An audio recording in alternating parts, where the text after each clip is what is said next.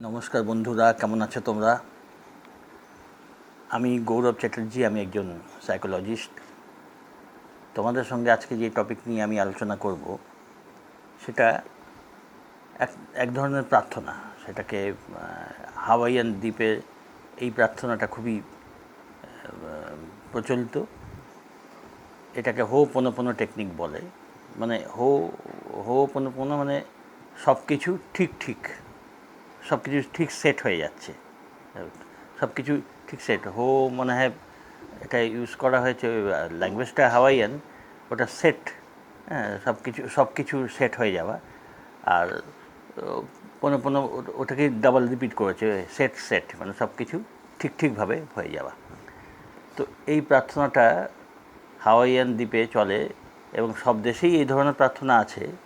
তো এটা প্রচলিত, এই পার্টিকুলারলি এই প্রার্থনাটা, এটা ওখানকার দ্বীপের লোকেরা নিজেদের মধ্যে সদ্ভাব মেনটেন রাখার জন্য এবং আরও অন্যান্য নানান ব্যাপারে এই প্রার্থনাটা ব্যবহার করে থাকে। তো এটাকে ডক্টর হিউলেন, ওখানকার সেই ডক্টর হিউলেন একটি মানসিক হাসপাতালে যখন ওনাকে উনি একজন মনস্তত্ত্ববিদ ছিলেন, তো রুগীদের উপরে এটা উনি ব্যবহার করেন এবং ব্যবহার করে আশ্চর্য ফল পান। এমনকি সেই সব অনেক রুগী আছে যাদের উনি হয়তো দেখেনও নি, শুধু ফাইলপত্র ঘেঁটে তাদের তথ্য দেখেছেন। এবং বেশিরভাগ মানসিক রুগী ছিল ক্রিমিনাল, এবং তাদের সাথে উনি দেখা সাক্ষাৎ মানে পার্সোনালি দেখা না করেও শুধু এই প্রার্থনার দ্বারাই তাদের একদম সারিয়ে তুলেছিলেন। তো পরবর্তীকালে এইটা প্রচলন হয় এবং শুধু মানসিক অসুস্থতার ক্ষেত্রে নয়, প্রত্যেকটা ক্ষেত্রে, টাকা পয়সার ক্ষেত্রে, নিজের কাজকর্মের ক্ষেত্রে, তারপরে মানসিক দুশ্চিন্তা, এগুলো তো আছেই, দুশ্চিন্তা, কষ্ট, এগুলো আছে। এই জাতীয় মানে সাংসারিক বহু কাজে এই প্রার্থনাটা ব্যবহার করা হয়েছে। এবং এই প্রার্থনা মনোবৈজ্ঞানিক দিকটা আমি বলছি যে এর মনোবৈজ্ঞানিক দিক হলো যে যে কোনো জিনিসের প্রতি, হ্যাঁ, আমাদের যখন একটা জটিল অবস্থার সৃষ্টি হচ্ছে, জটিলতা এটা যখন সৃষ্টি হচ্ছে, তখন সেটা মনিটারি ব্যাপারও হতে পারে, সেটা চাকরি বাকরির ক্ষেত্রে হতে পারে, রিলেশনশিপও হতে পারে, শারীরিক অসুস্থতাও হতে পারে। তো মানসিক একটা জটিলতা তার সাথে তৈরি হয়ে যায় সাথে সাথে। তো এই প্রার্থনা নেগেটিভনেসকে রিলিজ করে দেয়। এবং সেই প্রার্থনাটা করতে করতে দেখা যায় যে যেই বিষয় সম্বন্ধে সে এই হোপনোপনো টেকনিক ব্যবহার করছে, সেই বিষয়টার সাথে তার একটা সম্পর্ক, সুন্দর একটা মানসিক বাধাগুলো দূর হয়ে গিয়ে সেই বিষয়টার প্রতি একটা সুন্দর ভাব এসে যাচ্ছে। এবং যখন কোনো জিনিসের প্রতি মানসিক বাধা, মানসিক ব্লক, নেগেটিভিটি, এগুলো যখন শেষ হয়ে যায়, তখন সেই জিনিসটা আমাদের কাছে অনেকটা সহজ হয়ে আসে। মানে মানসিক বাধা সরে গেলে একটা সহজ একটা ব্যাপার এসে যায় সেই জিনিসটার প্রতি, এবং সেটাই আমাদের প্রবলেম সলভ করতে সাহায্য করে এবং প্রবলেম বেশিরভাগ ক্ষেত্রেই সলভ হয়ে যায়। তো সেই জিনিসের উপরে বেস করে এই টেকনিকটা ব্যবহার করা হচ্ছে। তো এটাকে যে টেকনিকটা হলো প্রার্থনাটা একটু লম্বা প্রার্থনা ছিল, কিন্তু পরবর্তীকালে সেই প্রার্থনাকে শর্ট করে দেওয়া হয়েছে 4টে বাক্যের মধ্যে, 4টে সেন্টেন্সেস। প্রথম বাক্য হলো আই অ্যাম সরি। মানে যেই জিনিসে, সে শারীরিক ব্যাপারই হোক বা আর্থিক ব্যাপারই হোক, রেসপন্সিবিলিটি, সম্পর্ক খারাপ হয়েছে তার সাথে, চাকরির ব্যাপার হলো, শারীরিক হেলথের ব্যাপার হলো, বা রিলেশনশিপ সম্পর্ক খারাপ হয়েছে, তবেই প্রার্থনাটা মানুষ করছে। তো প্রথমে বলে আই অ্যাম সরি, মানে আমি দুঃখিত। কী জন্যে? না, এই সব কিছুর জন্যে আমি নিজেকে দায়ী করে নিচ্ছি। মানে কি, কোথাও না কোথাও আমি যুক্ত আছি, ওই জন্য রেসপন্সিবিলিটি আমি নিচ্ছি। এর প্রথমে মেনে নিতে হয়।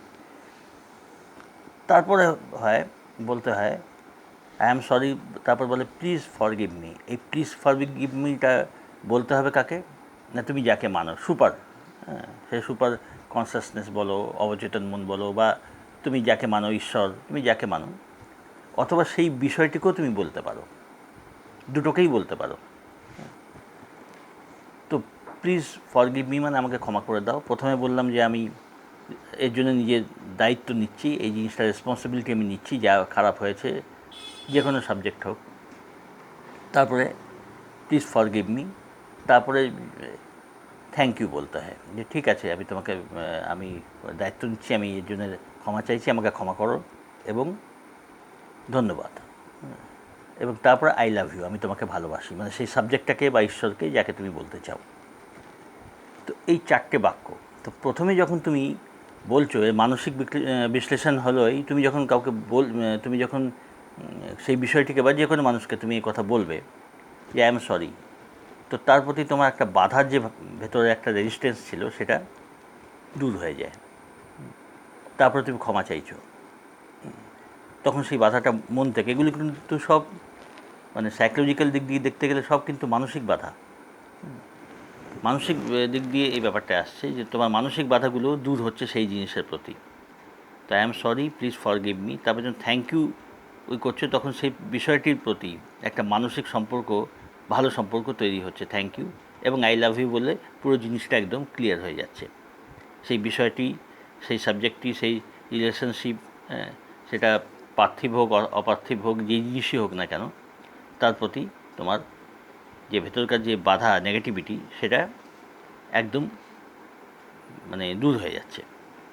আর তখন সেই জিনিসটার প্রতি তোমার একখানা সহজ ভাব আসছে, একটা স্মুথ ভাব আসছে। হ্যাঁ, এটা যত প্র্যাকটিস করা যায় গভীরে, আস্তে আস্তে কী হয় না, সেই জিনিসগুলোর প্রতি তোমার ভেতর থেকে সে বাধাটা শেষ হয়ে যায়, ব্লকটা শেষ হয়ে যায়। তখন তুমি খুব সহজে, তোমার মাইন্ড পজিটিভ হয়ে গেল, তখন খুব সহজেই তুমি সেই জিনিসটাকে হ্যান্ডেল করতে পারবে।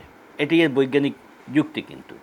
হ্যাঁ, কোনো জিনিস যখন আমরা পারি না, হ্যাঁ, কোনো জিনিস যখন আমরা আমাদের কাজ হচ্ছে না, তো এগুলো মানে একটা বড় জিনিস হলো আমাদের মানসিক বাধা।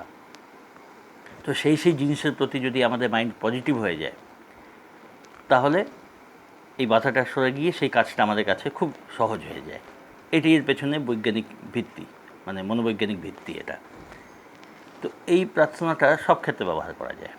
আর্থিক প্রবলেম হচ্ছে, কোনো কাজকর্ম হচ্ছে, শরীরের অসুস্থতা, হ্যাঁ, এবং রিলেশনশিপ, এইসব যে কোনো ব্যাপারে এই জিনিসটা বলা হয় যে 5 মিনিট থেকে 10 মিনিট 2 বেলা, আরও বেশিও করতে পারো, যত বেশি করা যায় ভালো।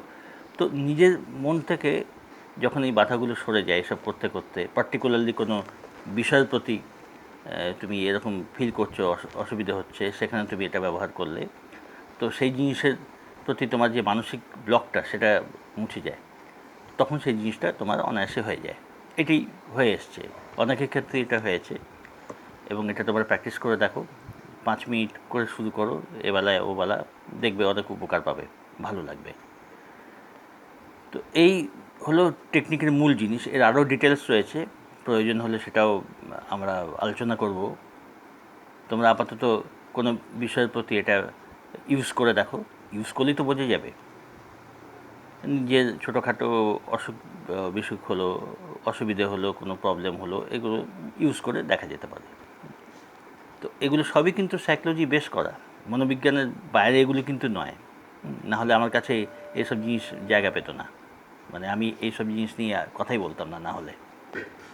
কারণ ডক্টর হিউলেন যিনি এটা প্রচার করেছেন, তিনি নিজে কিন্তু একজন মনস্তত্ত্ববিদ ছিলেন। তো যাই হোক, তোমরা এগুলো করে দেখো, আশা করি তোমাদের ভালো লাগবে, তোমরা উপকার পাবে। যা হবে কমেন্টস বক্সে লিখে জানিও। ভালো থেকো, ভালো লাগলে চ্যানেলটা সাবস্ক্রাইব করো, সঙ্গে থেকো।